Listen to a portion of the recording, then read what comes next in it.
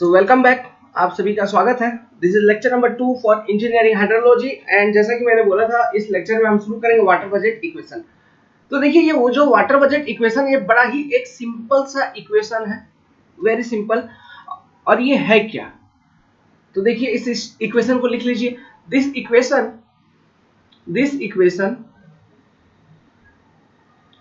is based on the law of the conservation of mass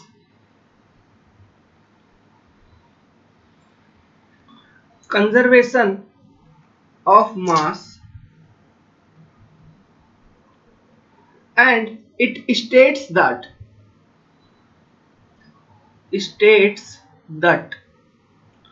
तो ये equation किस पर बेस्ड है? लॉ ऑफ कंजर्वेशन ऑफ मास पर। ये एक तरह का कंटिन्यूटी प्रिंसिपल है ना। कंटिन्यूटी इक्वेशन जैसा नहीं होता है क्या, उस पर भी ये आधारित है। ठीक है, तो कंजर्वेशन ऑफ मास और कंटिन्यूटी। ऑप्शन में एग्जामिनेशन में ये क्वेश्चन आता है कि water budget equation is based on या फिर follow which one of the following, law of conservation of mass, law of conservation of energy, law of conservation of this, समझ रहे हैं, या फिर कोई अदर हार्फन इक्वेशन, कुछ भी लिख देगा। तो उसमें से कौन सा टिक लगाना है? लॉ ऑफ कंजर्वेशन ऑफ मास, या फिर लॉ ऑफ कंजर्वेशन ऑफ मास के साथ कंटिन्यूटी वर्ड को भी ऐड किया हुआ है तो उस स्टेटमेंट को भी आप टिक लगा सकते हो। Okay, this equation is based on law of conservation of mass and it states that, क्या स्टेट करता है? कोई भी सिस्टम में, मान लो कोई भी सिस्टम, ये एक सिस्टम है, सिस्टम माने कि ये एक लेक है, वाटर बॉडी है वाटर बॉडी। तो इस वाटर बॉडी में टोटल वॉल्यूम ऑफ वाटर जितना आ रहा है या फिर टोटल मास ऑफ वाटर जितना आ रहा है, ओके, तो जितना मास ऑफ वाटर, फिर कुछ मास ऑफ वाटर लॉस होगा, मतलब ये इनपुट या आउटपुट या फिर इनफ्लो आउटफ्लो, ऐसा कर सकते हैं आप। ठीक है, इनपुट आउटपुट तो ये तो कंप्यूटर का लैंग्वेज हो गया, अपन इनफ्लो आउटफ्लो लिख सकते हैं इसको। तो मान लो इस वाटर बॉडी में पहले से कुछ पानी था, है ना, उसको हम लिखते हैं स्टोरेज S1 पानी था, है ना, इतना पानी इसका स्टोरेज था S1। अब आया कुछ वाटर आया, इसमें इनफ्लो हुआ। ओके, तो इसका जो वाटर बॉडी का जो वॉल्यूम है ये कुछ ना कुछ अल्टर होगा कि नहीं, चेंज होगा कि नहीं, है ना, आगे पीछे होगा कि नहीं। ओके, तो वो स्टोरेज मान लो चेंज होके H2 हो गया। अब ये H2 से भी, अभी ये H2 इंटरमीडिएट है, H2 से भी कुछ वाटर लॉस होगा कि नहीं, है ना, मान लो इवापोरेशन के तौर पे हो गया, इन्फिल्ट्रेशन के तौर पे हो गया, किसी फॉर्म में लॉस होगा, है ना, आउटफ्लो, है ना, ये लॉसेस है, ये आउटफ्लो हो गया। तो मान लो कि जो फाइनल स्टोरेज अब है इसका, वो अब क्या है? ये है H2 final storage after considering all the outflow, all the losses. Different types of losses होते हैं, इस पर हम डिस्कशन करेंगे, जैसे कि इवापोरेशन लॉस हो गया, इन्फिल्ट्रेशन लॉस हो गया, रन ऑफ हो गया, है ना, ये सारे लॉसेस होते हैं। इनका कैरेक्टरिस्टिक्स भी हम डिस्कस करेंगे किसी एक वीडियो में, इन सारे शब्द को अलग से हम एक्सप्लेन करेंगे। तो इसका इनफ्लो और आउटफ्लो होने के कारण इसके स्टोरेज में कुछ परिवर्तन आ गया कि नहीं, है ना, तो यही चीज है law of conservation of mass. Okay, तो यहाँ पे वाटर बजट इक्वेशन को हम कैसे बना सकते हैं? लिख सकते हैं ऐसे, mass inflow minus mass outflow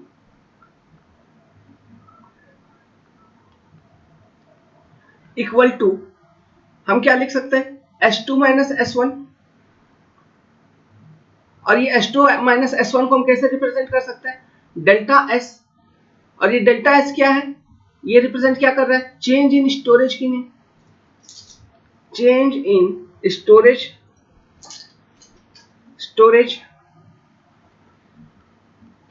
clear? So this is the equation for your water budget equation.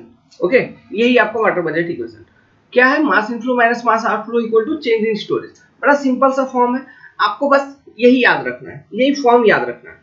तो कभी कभी क्वेश्चन में different forms of water budget equation पूछेगा, ठीक है, तो कोई भी form of water budget equation पूछे, आपको हमेशा यही देखना है, इस कॉन्सेप्ट को मैच करवाना है कि कितना इनपुट हो रहा है, कितना इनफ्लो हो रहा है उस वाटर बॉडी में, उस कैचमेंट एरिया में, है ना।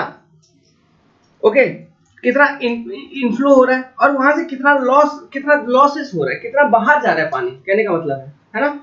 तो inflow minus outflow equal to उस सिस्टम का स्टोरेज जो है उसमें परिवर्तन। इस फॉर्म में आपको इक्वेशन को हमेशा मैच करवाते रहनी है, तो आपका ऑप्शन कभी भी गलत नहीं होगा। इस तरह के क्वेश्चन यूपीएससी आईएएस एग्जाम में आए हुए हैं, अपन सॉल्व करेंगे वो objective. Okay, so this is the basic equation for water budget equation.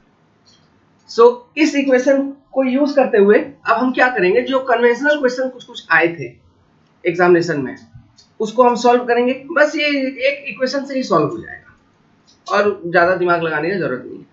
खैर वो इक्वेशन को वो कन्वेंशनल क्वेश्चन सॉल्व करने से पहले मैं एक चीज और आपको बताना चाहता हूं। जो कॉन्सेप्ट हमने बताया था कैचमेंट एरिया का,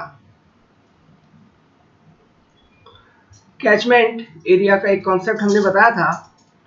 सो यहाँ पे देखिए कैचमेंट एरिया का डेफिनेशन वगैरह आपको लिखवाया था। एक चीज होती है क्लोज्ड कैचमेंट। किसी ने पूछा था हमसे ग्रुप पे, तो बता देता हूं क्लोज्ड कैचमेंट। क्लोज्ड कैचमेंट क्या होती है? देखो कोई एक कैचमेंट एरिया है, ये मान लो एक कैचमेंट एरिया है ना। इस कैचमेंट एरिया में इसके बीचों बीच एक नदी है कुछ है, इधर से ये कैचमेंट एरिया, इधर से ये ड्रेनेज होगी, ये रिवर या रिवर में आ रही है पानी। अब इस कैचमेंट एरिया का अगर कोई आउटलेट नहीं है, क्लोज्ड कैचमेंट ऐसा कैचमेंट होता है जिसका कोई आउटलेट नहीं होता है, no outlet. No outlet, no outlet कहने का मतलब है ये जो कैचमेंट एरिया है, मान लो इस तरफ का एरिया को हम अल्फा कहते हैं, इस तरफ का एरिया को हम बीटा कहते हैं और ये रिवर है बी, है ना। तो इस बी रिवर का जो कैचमेंट एरिया है वो क्या है, अल्फा प्लस बीटा वाला जो एरिया है इसको हम कहेंगे कैचमेंट एरिया। इतना एरिया हम कहेंगे catchment area for this river B. लेकिन अगर कैचमेंट एरिया का कोई आउटलेट नहीं है, आउटलेट नहीं है कहने का मतलब ये मान लो ये नदी वदी में आता है ये पानी, फिर जाके ये नदी भी जाके किसी लेक या फिर कोई बड़ा सा लेक है, मान लो लेक या पॉन्ड कुछ है, इस लेक में जाके ये पानी जाके नदी का बह जाता है, मतलब इसमें डिस्चार्ज हो जाती है। तो जितना भी पानी उस नदी ने उस कैचमेंट एरिया से कलेक्ट किया वो जाके उसी कैचमेंट एरिया के अंदर ही एक लेक है कोई, उसमें जाके डिस्चार्ज कर देती है, डिस्चार्ज हो जाता है उसका।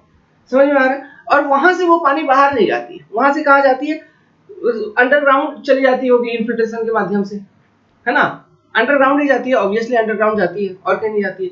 तो वो पानी वहां से बाहर नहीं जा रही है कहने का मतलब उस कैचमेंट एरिया से। तो इस तरह के जो कैचमेंट एरिया होते हैं इसको हम क्लोज्ड कैचमेंट कहते हैं, है ना।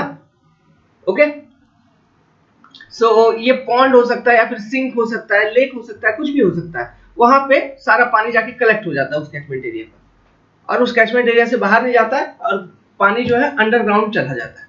तो ऐसा कैचमेंट एरिया को हम क्या कहते हैं, क्लोज्ड कैचमेंट। दूसरा कॉन्सेप्ट इसी में है कैचमेंट एरिया में, ये सब ऑब्जेक्टिव में आपसे पूछा जाएगा व्हाट इज क्लोज्ड कैचमेंट। तो the catchment area which have no outlet, clear है, and water is lost underground, है ना। जो पानी यहाँ पे कलेक्ट होगा, ये सारा पानी एक टाइम तो ऐसा होगा कि बहुत सारा पानी कलेक्ट हो रहा है तो पानी भर जाएगा इस लेक में, तो पानी भर जाएगा इस लेक में तो ओवरफ्लो हो जाएगी, कहीं ऑब्वियसली ओवरफ्लो होगी। लेकिन ऐसा हो रहा है क्या, नहीं होगा ऐसा, क्यों, यहां से पानी अंडरग्राउंड चला जाता होगा, है ना। So lost, water lost underground.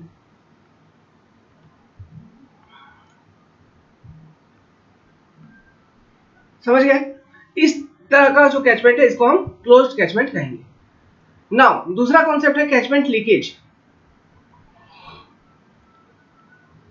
Catchment leakage, ये भी कभी कभी पूछा जाता है कि what is leakage of catchment, मतलब लीक होना, मतलब जैसे एक बोतल है पानी का, उसमें छेद हो गया तो हम क्या कहते हैं, जो बोतल है वो मेरा लीक हो गया। समझ गए, जो बोतल है वो मेरा लीक हो गया। तो मान लो एक कैचमेंट एरिया मैं बता रहा हूं, एक यहाँ पे दो कैचमेंट एरिया लेते हैं ऐसा, ठीक है। लेट्स सपोज ये एक नदी है जो बह रही है, ये भी एक यहाँ पे एक छोटी सी नदी है जो बह रही है। इसको थोड़ा ऐसे नहीं होगा, इसको थोड़ा ऐसे करते हैं, इसको थोड़ा और डीप लेके चलते हैं तब ज्यादा समझ में आएगा। यहाँ पर और ये भी एक नदी है जो बह रही है, ठीक है। ये नदी है ए, ये नदी है बी। मान लीजिए बरसात हुआ, प्रिसिपिटेशन हुई, बरसात हुई, बरसात हुई। ये क्या है, ये बीच वाला, ये है वाटर डिवाइड या फिर रिज, है ना, ये बीच वाला लाइन। अब बरसात जो हुई तो रिवर ए के लिए जो कैचमेंट एरिया होगा, इधर से ये वाला देख लो, इधर से पानी बह के इस एरिया से जाके रिवर ए में कलेक्ट हो जाएगा, फिर रिवर बी में इस एरिया से जाके रिवर बी में कलेक्ट हो जाएगा, है ना। ओके, तो ये रिवर ए रिवर बी के लिए कैचमेंट एरिया।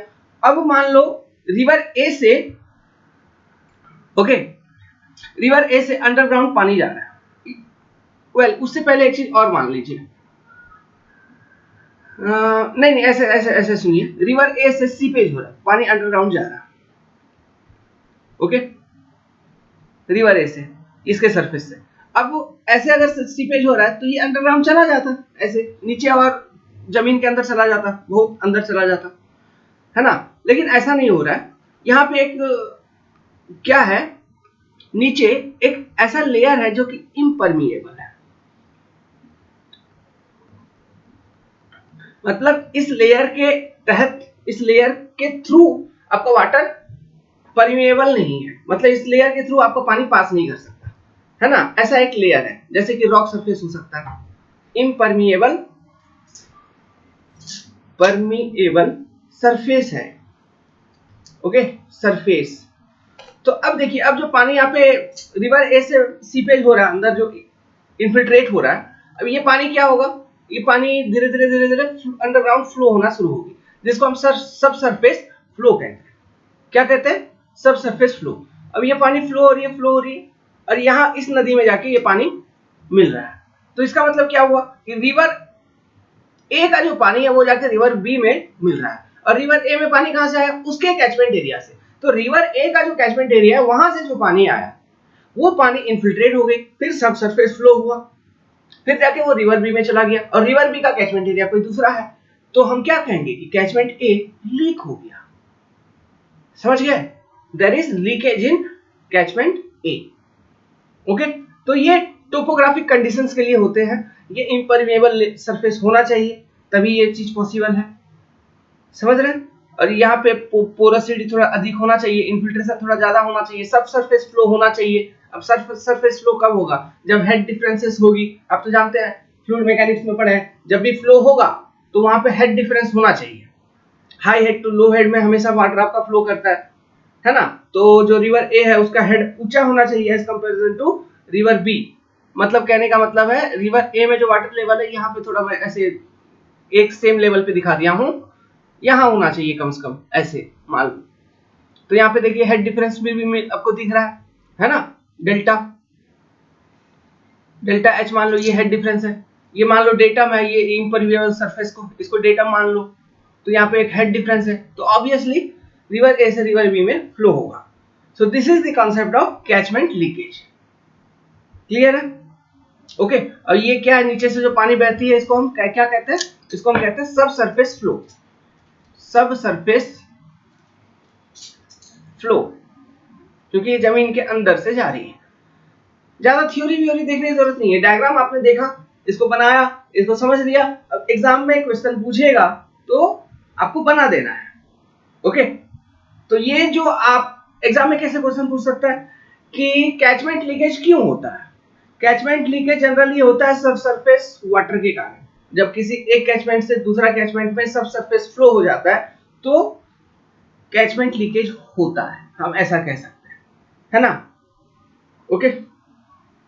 सो वेल, तो चलिए अब हम न्यूमेरिकल सॉल्व करते हैं on water budget. So question हम लिखते हैं पहले, फिर सॉल्व करेंगे।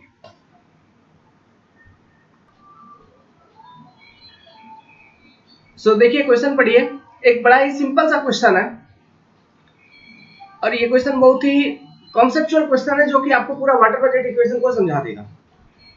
A lake having a surface area of 5000 hectare has water surface elevation of 103.2 meter above datum। अच्छे से लिखिए क्वेश्चन को, full stop. In a month the lake received an average inflow of 6 cumex, मतलब 6 metre cube per second के दर से, rate से उसमें उस मंथ में कंप्लीट मंथ, मान लो 30 दिन का एक मंथ होता है, तो उस कंप्लीट मंथ में वो पानी वहां पे इस रेट से इनफ्लो आया था उस लेक के अंदर, and in the same period, उसी पीरियड में, in the same period the outflow from lake was 6.5 metre cube per second. जो आउटफ्लो था लेक से वो था 6.5 metre cube per second, full stop. Next, in that month the lake receives a rainfall of 145 mm। उसी month में वो जो lake है उस पे 145 mm का बरसात भी आया था, and the evaporation from the lake surface was estimated as 6.1 cm, और लेक सरफेस से इतना इवापोरेशन भी हुआ है।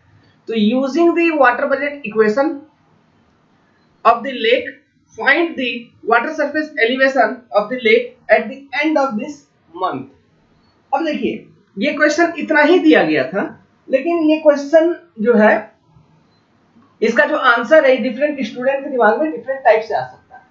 फॉर एग्जांपल जैसे यहाँ पे इन ए मंथ दिया था, ये यहाँ पे एक मंथ स्पेसिफाई किया गया, ना कि particular number of days. Okay, तो अगर particular number of days specify नहीं किया गया है तो डिफरेंट स्टूडेंट का डिफरेंट आंसर हो सकता था जब एग्जामिनेशन में ये क्वेश्चन पूछा गया। तो क्या हो सकता था, कोई 31 दिन का कोई मंथ लेके कंसीडर कर सकता है, कोई मान लिया कि वो फरवरी था तो 28 दिन का, कोई मान लिया कि वो मंथ फरवरी का लीप ईयर का था 29 डेज वो कंसीडर कर सकता है, कोई मान लिया कि 30 दिन। समझ गए? तो कितने तरह के आंसर हो सकते थे अलग अलग स्टूडेंट के, 1 2 3 4, 4 different types of answer. Okay, तो वेल आपको जो मन में आया उस मंथ को कंसीडर करके आप निकालिए, आपका आंसर गलत नहीं होगा, क्योंकि वहां पे एक नोट बना के लिख दीजिएगा considering a month of 31 days, या फिर considering month of 28 days, considering month of 29 days, ऐसा आपको लिखना होगा। लेकिन अगर आप नहीं लिखेंगे तो गलत हो जाएगा। तो जनरली हम क्या करेंगे, जनरली हम 30 दिन का एक महीना है ये मान के हम चलेंगे।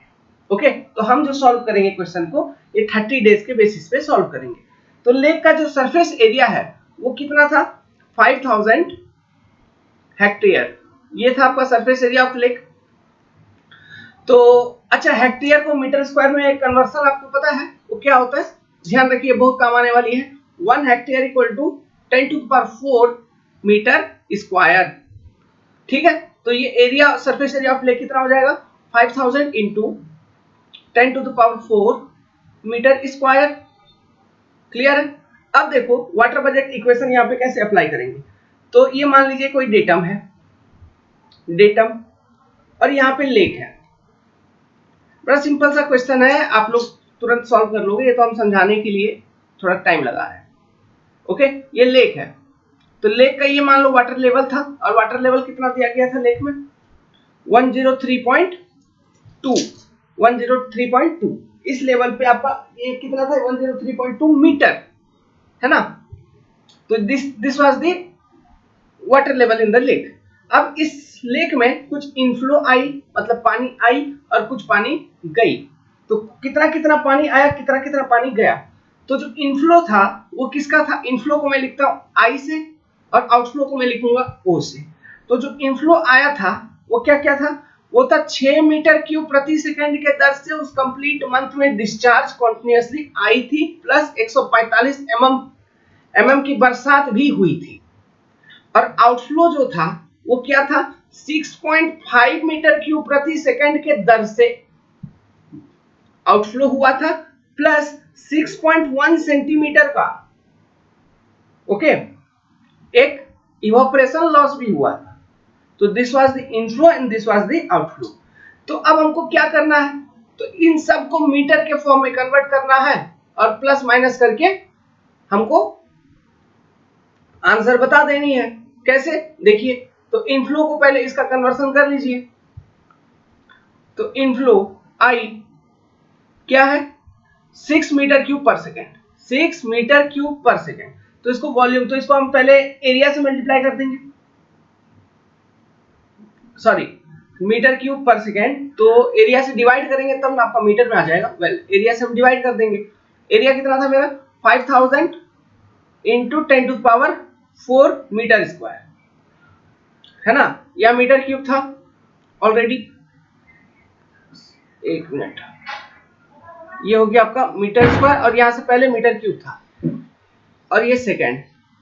तो अब देखिए 6 इंटू सेकेंड, तो यहाँ पे मंथ कितना दिनों के लिए था, वो 30 डेज का मंथ कंसिडर कर रहे हैं तो उसको सेकेंड में लिखेंगे। तो 30 डे, तो एक दिन में कितना, 24 घंटा, है ना। अब एक घंटे में कितना, 60 मिनट, ओके। और एक मिनट में कितना, 60 सेकेंड, तो अगेन गुना 60, तो ये कितना आ गया, मीटर क्यूब पर सेकेंड। तो ये इधर सेकेंड, तो ये सेकेंड सेकेंड खत्म, ये मीटर मीटर खत्म, तो ये ओवरऑल ये जो डेटा है ये आपका मीटर में आ जाएगा हेड के फॉर्म में। प्लस आपका इनफ्लो में क्या था, 145 मिलीमीटर का रेनफॉल, तो 145 इंटू 10⁻⁻3, तो ये मीटर में आ जाएगा। तो ये कैलकुलेट करिए कितना आ जाएगा, ये आपको मिलेगा 0.456 मीटर, ओके। इसी तरह से हम क्या करेंगे, आउटफ्लो को कैलकुलेट कर लेंगे।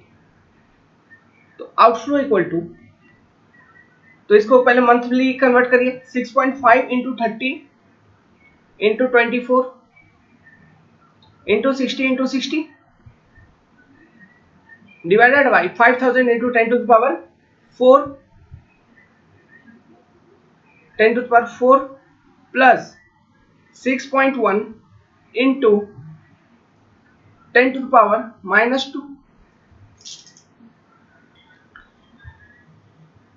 तो इसको सॉल्व करेंगे तो ये आपका आ जाएगा 0.398, है ना, इतना मीटर, ये यहाँ पे उतना मीटर, ओके।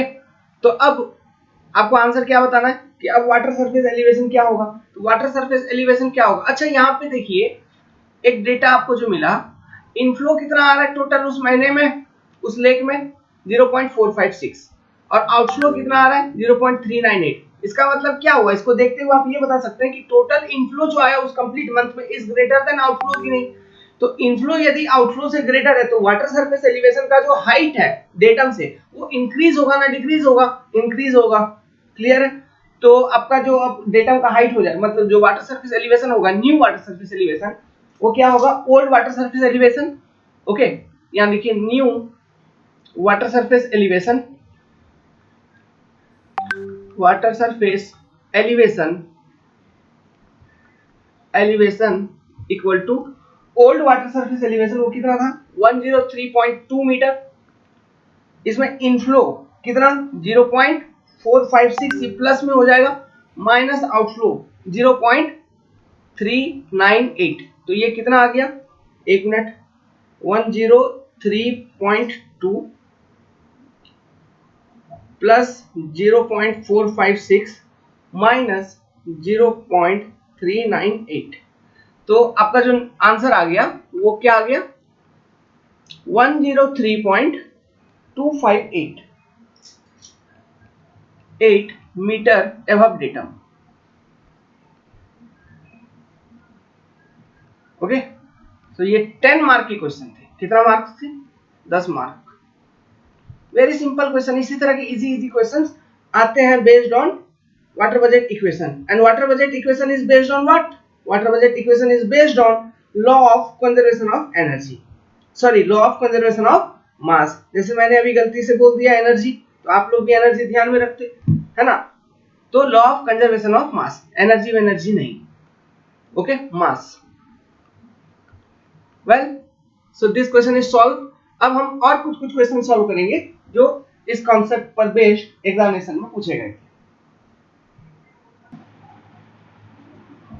ओके। तो क्वेश्चन पढ़िए, ये भी बड़ा सिंपल सा क्वेश्चन है जो कि वाटर बजट इक्वेशन को यूज करते हुए ही सॉल्व होगी।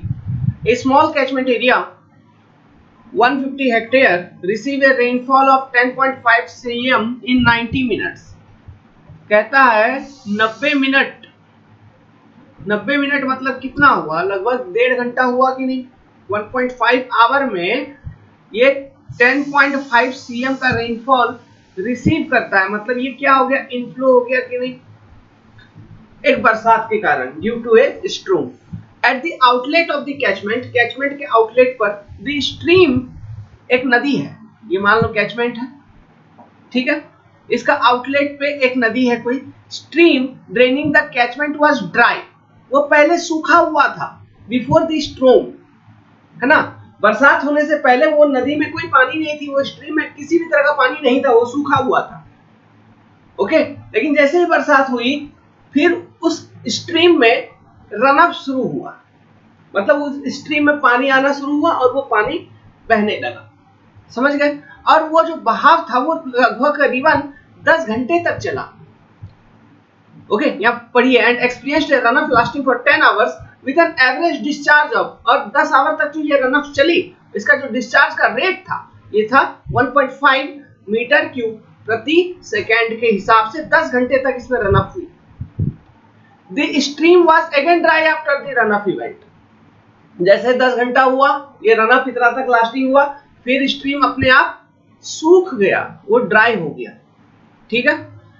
अब क्वेश्चन यहाँ पे पूछता है what is the amount of water which was not available to run up due to combined effect of infiltration, evaporation and transpiration, what is the, ये पहला क्वेश्चन पूछा। सेकंड क्वेश्चन पूछ रहा है what is the ratio of run up to precipitation, run up to precipitation का एक ratio पूछा है। दूसरा क्या पूछा है what is the amount of water which was not available to run up due to combined effect of infiltration, evaporation and transpiration। Question को समझिए, बड़ा ही सिंपल क्वेश्चन है।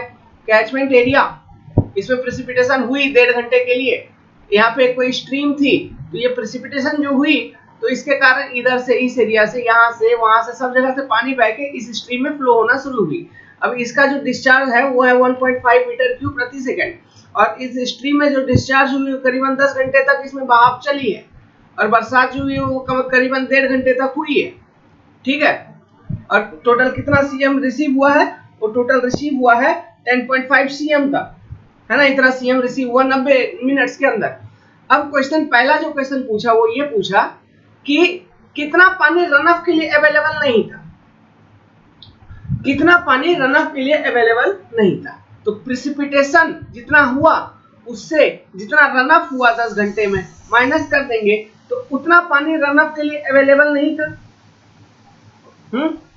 Precipitation minus runoff equal to L, इसको हम लिख सकते हैं। तो ये हो गया वाटर बजट इक्वेशन इस कैचमेंट एरिया के लिए, प्रेसिपिटेशन और रन ऑफ के रिलेशनशिप में, समझ गए। ये भी एक इंपॉर्टेंट इक्वेशन है, ऑब्जेक्टिव क्वेश्चन पूछ लेगा। In terms of precipitation and runoff what is the water budget equation, तो precipitation minus runoff equal to losses. अब ये लॉसेस क्या क्या है, ये लॉसेस हो गया, इन्फिल्ट्रेशन लॉस हो गया, इवापोरेशन लॉस हो गया, ट्रांसपिरेशन लॉस हो गया, जो यहाँ पे क्वेश्चन में दिया गया है, समझ गए। तो प्रेसिपिटेशन कितना हुआ टोटल निकाल लेंगे, फिर लॉस रन ऑफ कितना हुआ टोटल निकाल लेंगे, तो दोनों को घटा देंगे तो ये हमको पहला आंसर मिल जाएगा, ठीक है। तो दूसरा आंसर ऑटोमेटिकली निकल जाएगा, क्यों, वो तो एक रेशियो पूछा है। तो हम क्या करेंगे, वॉल्यूम में कैलकुलेट कर लेते हैं, मीटर क्यूब, ओके, कि कितना वॉल्यूम ऑफ वाटर आया, कितना वॉल्यूम ऑफ वाटर नहीं आया। तो चलिए, तो इनफ्लो मतलब प्रेसिपिटेशन पहले कैलकुलेट करते हैं, बरसात कितना हुई, मतलब ये क्या है, इनफ्लो, इनफ्लो, ओके।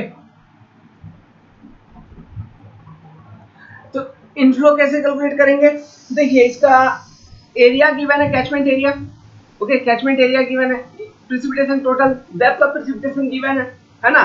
तो वॉल्यूम, वॉल्यूम निकाल लेते हैं। तो वॉल्यूम इक्वल टू कितना निकलेगा, catchment area into precipitation depth h मान लो, है ना। तो ये वॉल्यूम निकल जाएगा। तो कैचमेंट एरिया कितना है, 150 हेक्टेयर, मतलब 150 इंटू 10⁴ मीटर स्क्वायर इंटू आपका ये कितना वॉल्यूम था, ये कितना डेप्थ था प्रेसिपिटेशन का, 10.5 सेंटीमीटर। तो 10.5 डिवाइडेड बाय 100,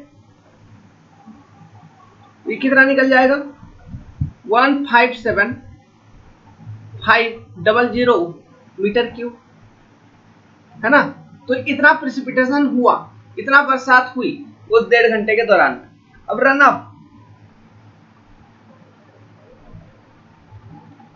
ऑफ आर, है ना, रन अप कितना घंटे तक चला था? 10 घंटे तक चला था। किस रेट से चला था? 1.5 मीटर क्यूब पर सेकंड के रेट से। तो 1.5 मीटर क्यूब पर सेकंड के रेट से मीटर क्यूब पर सेकंड के रेट से 10 घंटे तक चला है। तो यहाँ पे 10 आवर, 1 आवर में 60 मिनट, 1 मिनट में 60 सेकंड। तो इधर सेकंड में आ गया, तो ये खत्म। तो ये ऑटोमेटिकली आ जाएगा आपका वॉल्यूम के टर्म्स में। तो ये कितना आ जाएगा? 54,000 मीटर क्यूब। इतना volume of water run up के रूप में आपको मिला है उस 10 घंटे के दौरान। तो लॉसेस, तो precipitation minus run up equal to क्या? लॉसेस। और ये लॉसेस क्या है? ओके, जो पानी आपको रन अप के फॉर्म में नहीं मिल पाया तो वो पानी क्या हो गया? वो पानी लॉस हो गया। तो यही तो क्वेश्चन में पूछा है, what is the amount of water which was not available to run up due to combined effect of infiltration, evaporation and transpiration. तो 157,500 minus 54,000 equal to 103,500 metre cube. तो इतना amount of water is not available for run up which is equal to loss. Clear है? This is your first answer. Second answer, runoff rainfall मतलब R by P का ratio पूछा है। तो run of कितना था? 54,000 और precipitation कितनी थी? 157,500। तो ये रेशियो आपको पूछा है। इसको हम कभी कभी रन ऑफ कोएफिशिएंट भी कहते हैं। ओके, तो आगे मैं बताऊंगा 0.343। ठीक है, तो इस तरह के छोटे छोटे क्वेश्चन। तो ये ऑब्जेक्टिव क्वेश्चन थी, ये कोई बड़ी चीज नहीं थी। ये गेट का आपको वो जो आता है मतलब न्यूमेरिकल, जिसमें आपको ऑप्शंस नहीं दिए रहते हैं, उस तरह के ये क्वेश्चंस होते हैं। क्लियर है? So with this I am ending this video here only. और भी बहुत छोटे छोटे क्वेश्चन हम सॉल्व करेंगे नेक्स्ट वीडियो लेक्चर में।